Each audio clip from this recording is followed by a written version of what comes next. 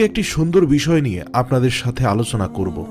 হারিয়ে যাওয়া একটি জিকির বা দোয়া, যেটি আমরা এখন আর সচরাচর পড়ি না। অনেকেই অন্যান্য দোয়া করেন ঠিকই, কিন্তু এই দোয়াটির গুরুত্ব ফজিলত যেন ভুলেই গেছেন।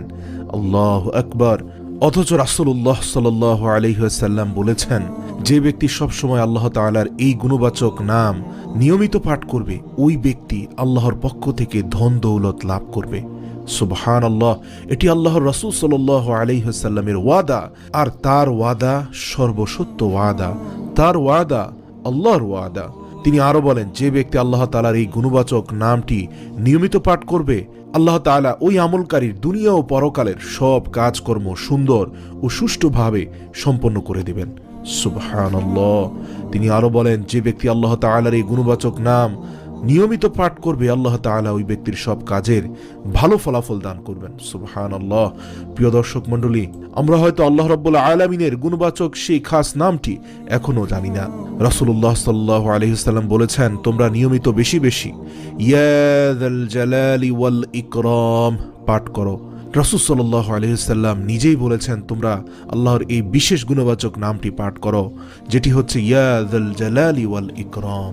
ইয়া যাল জালালি ওয়াল ইকরাম, এটি আল্লাহ রাব্বুল আলামিনের 99টি নামের মধ্যে একটি খাস নাম, যেটি পাঠ করলে আল্লাহ রাব্বুল আলামিন রাসূল সাল্লাল্লাহু আলাইহি ওয়াসাল্লামের মাধ্যমে উদাহরণ দিয়েছেন যে আল্লাহর পক্ষ থেকে অবারিত ধন দৌলত দিবেন, দুনিয়া ও পরকালের সব কাজকর্ম সুন্দর ও সুষ্ঠুভাবে সম্পন্ন করার তৌফিক দান করবেন, এবং সর্বশেষ আল্লাহ তাআলা ওই ব্যক্তির সব কাজে ভালো ফলাফল দান করবেন।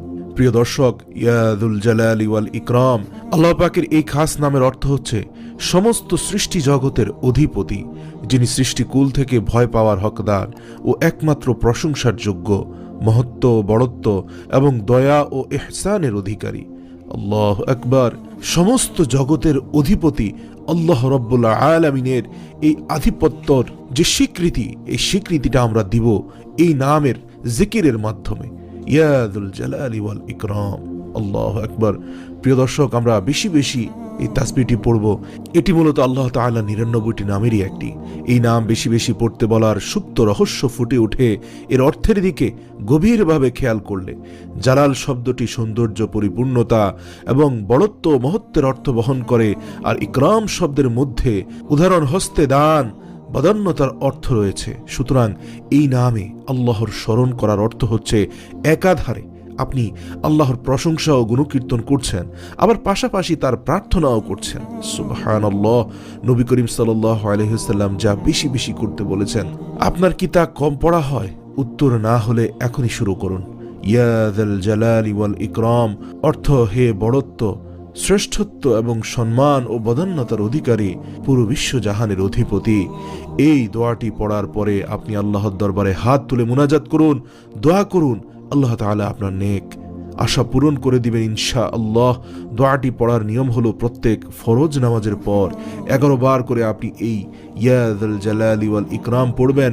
আল্লাহ তাআলা আপনার যে কোনো দোয়া ইনশাআল্লাহ কবুল করবেন। আল্লাহর নামের মহত্বের কারণে, আল্লাহর গুণকীর্তনের কারণে আপনার সব নেক আশাকে পূর্ণ করবেন ইনশাআল্লাহ।